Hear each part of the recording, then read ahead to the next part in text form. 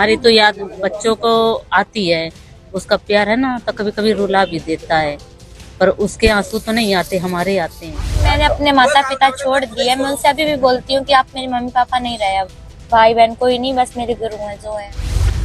प्रचार शरीर का गुरु महाराज की कृपा से आगे इसको कोशिश करेंगे जहाँ तक मंजिल तक, प्रकाश तक। अखाड़े के ये संत दावा कर रहे हैं बच्ची का भविष्य बनाने का, प्रकाश तक उसके भविष्य को ले जाने का, लेकिन अब खुद इन संत का भविष्य मानो अंधकारमय हो रहा है। सवालों से घिरे हैं संत, सोशल मीडिया से लेकर सबकी चर्चाओं में है ये संत और ये छोटी साध्वी भी। दरअसल महाकुंभ में भांति भांति के संत महंत चर्चा में हैं और उनके अलग अलग अंदाज भी।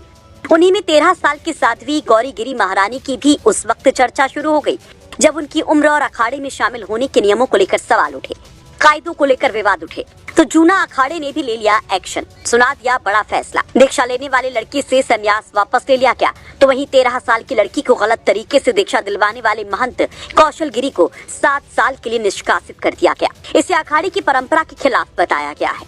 श्री पंच दशनाम जूना अखाड़े ने सर्वसम्मति से जो नाबालिका लड़की को 13 साल की जो रेखा को साध्वी बनाया था, जूना अखाड़े की परंपरा में ऐसा परंपरा नहीं है कि बालिक होने पर ही उसको शिष्य बनाना है।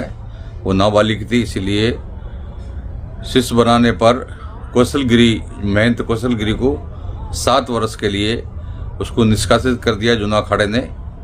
श्री पंच दशनाम जूना अखाड़े की महासभा ने सर्वसम्मति से उसको 7 वर्षों के लिए उसको निष्कासित कर दिया है। अब वो 7 वर्षों के लिए अखाड़े में नहीं आएगा। इस तरह से जूना अखाड़े की परंपरा नहीं रही है। जूना अखाड़े की परंपरा है कि कोई बालिक होने पर उसको जो है शिष्य बनाने की परंपरा है। आपको बता दें कि राखी से गौरी गिरी महारानी बनी ये लड़की आगरा की रहने वाली है। राखी के पिता दिनेश सिंह ठाकरे पेशे से पेठा कारोबारी हैं। उनका परिवार श्री पंच दशनाम जूना अखाड़े के महंत कौशल गिरी से कई सालों से जुड़ा है। वो 5 दिसंबर को परिवार के साथ महाकुंभ में आई थी। दावा किया जा रहा है कि नागाओं को देखकर उसके मन में संन्यास लेने की इच्छा जागृत हुई, तो परिवार ने अपनी बेटी को जूना अखाड़े के महंत कौशल गिरी को दान कर दिया। बाबा को बेटी दान करने के बाद बाबा ने राखी को पहले संगम स्नान करवाया, उसके बाद संन्यास और फिर उसका नाम बदलकर गौरी गिरी महारानी रख दिया।